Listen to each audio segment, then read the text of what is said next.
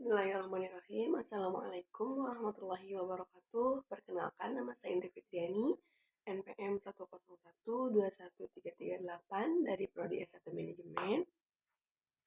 Di sini saya akan memaparkan keterkaitan strategi operasi dengan pengalaman pekerjaan saya untuk memenuhi tugas evaluasi tengah semester mata kuliah manajemen operasi. Baik, langsung saja. Kebetulan di sini saya ngambil temanya tuh tentang strategi operasi. Dari pengalaman pekerjaan saya pernah bekerja di satu tempat atau bisa disebutlah rumah makan gitu ya.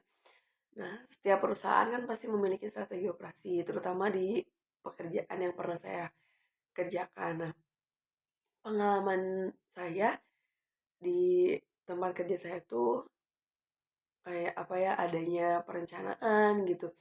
Perencanaannya seperti kayak setiap membangun suatu perusahaan kan pasti ada suatu rencana, adanya perencanaan.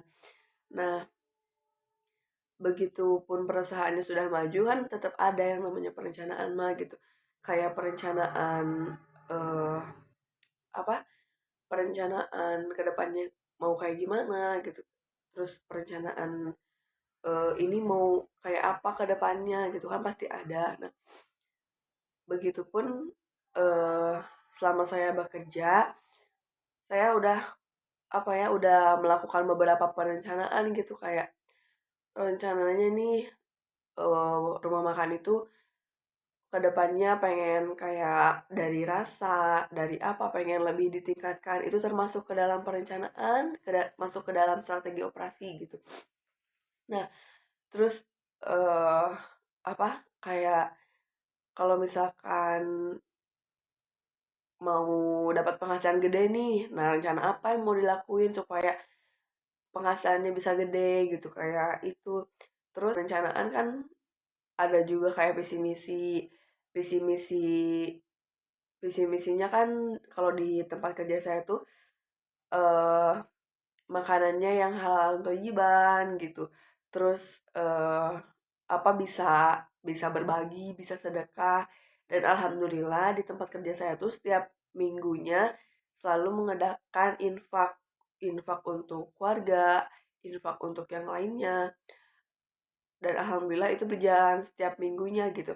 Terus juga alhamdulillahnya dikasih selalu rame, terus dikasih juga orderan yang terus-menerus banyak, mungkin karena emang sudah rezekinya ya, karena setiap pekerja di kerjaan saya tuh sebelum melakukan pekerjaan, yang sunnah tuh harus menjadi wajib, bukan yang sunnah terus, jadi yang sunnah tuh diwajibkan gitu, seperti sholat duha, terus juga zikir, membaca Al-Quran, dan alhamdulillah itu berjalan setiap harinya sebelum melakukan pekerjaan atau setiap pergantian shift, ada yang namanya membaca zikir bersama-sama, terus ada membaca Al-Quran, di sela-sela sholat, di sela-sela pekerjaan ada sholat berjamaah, terus ketika beres pekerjaan gitu, eh, melakukan sholat berjamaah juga.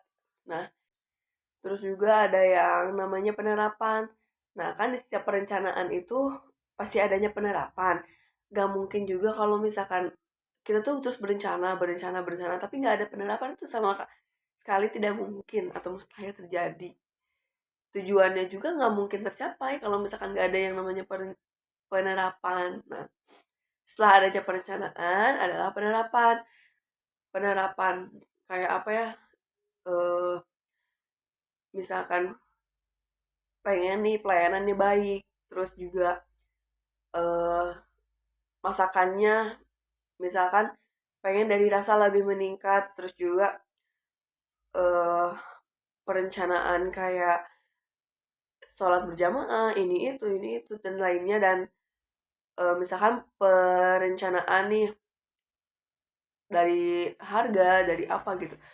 Nah, adanya perencanaan gitu, perencanaan di sini maksudnya kayak kalau misalkan ingin dari rasa meningkat gitu, dari rasanya meningkat lebih jauh lebih enak, adanya penerapan. Penerapan di sini kan pasti tuh kalau misalkan ada mau ganti resep itu, pengen rasa lebih baik itu kan ada resep baru. Nah, resep barunya itu harus diterapkan supaya rasa jauh lebih enak. Terus juga kalau misalkan pelayanan, nah, eee, penerapannya gimana, misalkan kan direncanain tuh sebelumnya kayak, kalau misalkan, ada tamu tuh gini gini gini gini, kayak pelayanannya harus lebih baik. Kalau misalkan ada tamu tuh disambut. Nah, kita tuh harus adanya penerapan, kayak kalau misalkan datang tamu kita langsung. Terus juga, penerapan tentang sholat ataupun zikir yang lainnya.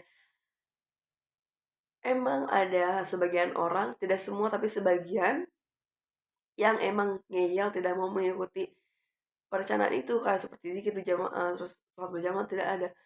Tapi kan dari pihak atasnya tuh selalu ngasih tahu gitu, gini gini gini gini. Dan akhirnya kan adanya penerapan, walaupun emang tidak langsung ikut semua, tapi setidaknya berkurang gitu orang-orang yang tidak pernah mengikuti sebelumnya. Terus juga ada penerapan, di apa ya, dari sistemnya gitu ya, dari atasannya, jadi lebih apa ya, lebih diawasi gitu. Sehingga adanya pengawasan, lebih diawasi, baik itu dari produksinya, baik itu dari anak depannya, baik juga dari pihak baik dari pihak eksternal maupun internal gitu. Jadi jauh lebih diperhatikan lagi, jauh lebih diawasi lagi.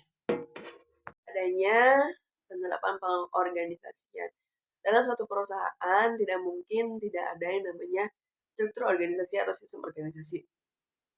Pasti ada yang namanya manajer, ada yang namanya bendahara, ada yang namanya kepala produksi, ada yang namanya kepala, eee, apa ya, bukan kepala sih, lebih ke kapten area gitu kalau misalkan di tempat kerja aku. Nah, dengan 4 yang tadi saya sebutkan itu sudah termasuk dalam sistem perorganisasian. Jadi adanya organisasi, terus sistem perorganisasian tuh kayak gimana, misalkan sistem kerja manajernya gimana, bendaharanya gimana, kepala produksinya gimana, dan sistem areanya gimana.